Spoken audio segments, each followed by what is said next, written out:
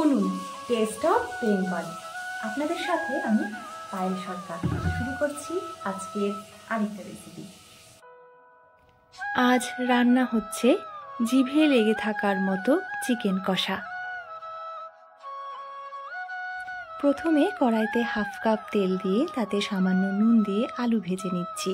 আর কড়াইতে আরও 1.5 কাপ তেল দিয়ে আমি তেজপাতা, শুকনো লঙ্কা, গোটা জিরে আর তেলের মধ্যে হাফ চা চামচ চিনি দিয়ে দিলাম।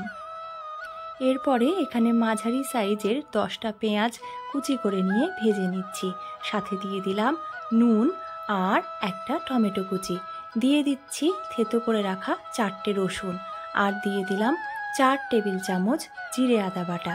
সাথে দিয়ে দিচ্ছি 4 টেবিল চামচ হলুদ, আর দিয়ে দিচ্ছি 3 টেবিল চামচ লঙ্কার গুঁড়ো, দিয়ে দিচ্ছি হাফ চা চামচ ধনে গুঁড়ো। নুন ঝালের পরিমাণটা সবসময় নিজেদের পছন্দ মতন দেবেন। কয়েকটা চিড়ে রাখা কাঁচা লঙ্কা দিয়ে মশলাটা আমরা ভেজে নিলাম 7 থেকে 8 মিনিট।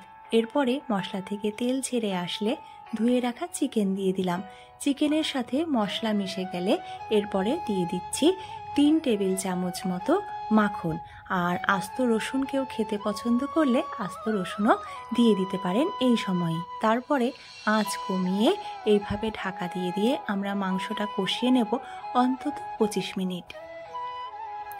আজকের এই রান্নাটা আমি করছি না। যে কোনো অনুষ্ঠান বাড়িতে আমরা সাধারণত দেখে থাকি যে ঠাকুর মশাই রান্না করেন। আজকে আমাদের বাড়িতেও কয়েকজন অতিথি এসেছেন এবং আমরা একসাথে ছোট্ট একটা অনুষ্ঠান করছি। তাই আমিও বললাম যে তাহলে আজকে এই বাড়ির কর্তা ঠাকুরই রান্না করুক।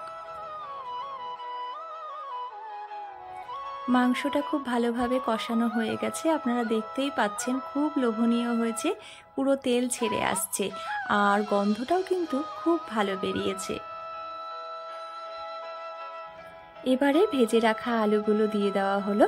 এখানে আলুটা একেবারে অপশনাল, যারা কষা মাংসে আলু পছন্দ করেন না তারা দেবেন না। যেহেতু আমাদের বাড়ির প্রত্যেকে মাংসের সাথে আলু খেতে খুব পছন্দ করি, তাই আমরা আলু দিচ্ছি। আর এটা যেহেতু কষা মাংস হবে তাই ঝোল তো থাকবেই না এবং খুব বেশি জলের ব্যবহার হবে না। তাই মাংসের সাথে আলুটা এবার আমরা কষিয়ে নেব বেশ কিছুক্ষণ। রান্নার জন্য এখানে 2 কাপ রিফাইন তেল আমি দিয়েছি, আপনারা চাইলে সর্ষের তেল ব্যবহার করতে পারেন। আমি আমার ভিডিওর মাধ্যমে সবসময় একটা বার্তা পৌঁছানোর চেষ্টা করি আপনাদের কাছে। খাবার এবং জলের অপচয় করবেন না, খাবার ভাগ করে নেবেন, এতে ভালোবাসা বাড়ে। উনুন টেস্ট অফ বেঙ্গল সব সময় চেষ্টা করে আপনাদের কাছে রোজকার কিংবা বিশেষ বিশেষ রান্নাগুলো খুব সহজভাবে পৌঁছে দেওয়ার। তাই চ্যানেলটিকে সাবস্ক্রাইব করে বেল আইকনে গিয়ে অল নোটিফিকেশনটা প্রেস করে দেবেন।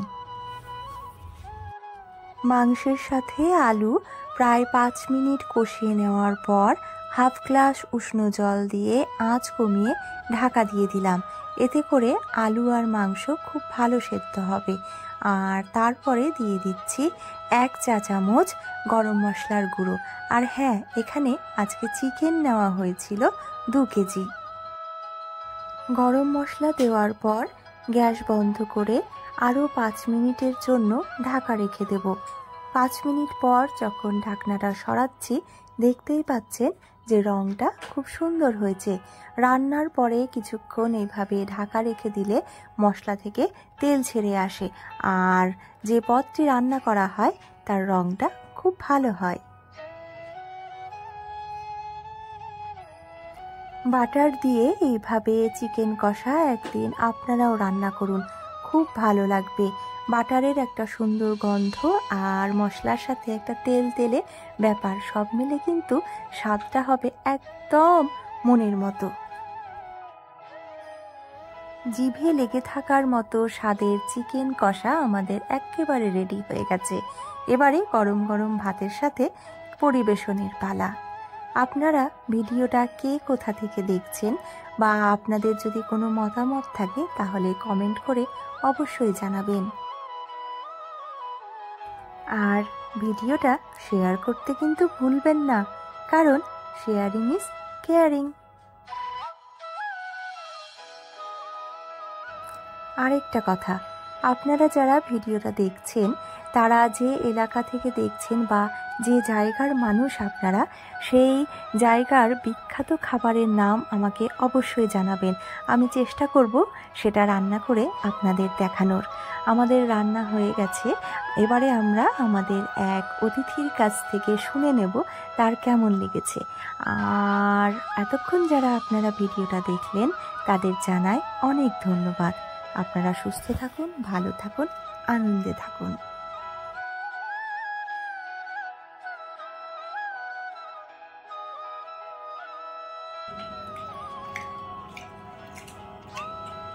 অসাধারণ হয়েছে, অসাধারণ। নুন, ঝাল, মশলা সব একদম পারফেক্ট। আপনারা রেসিপিটা দেখুন এবং বাড়িতে বানিয়ে খান। অসাধারণ হয়েছে জাস্ট। আপনারা তারপরে কমেন্টে এসে লিখে যাবেন ওয়াও। বাই।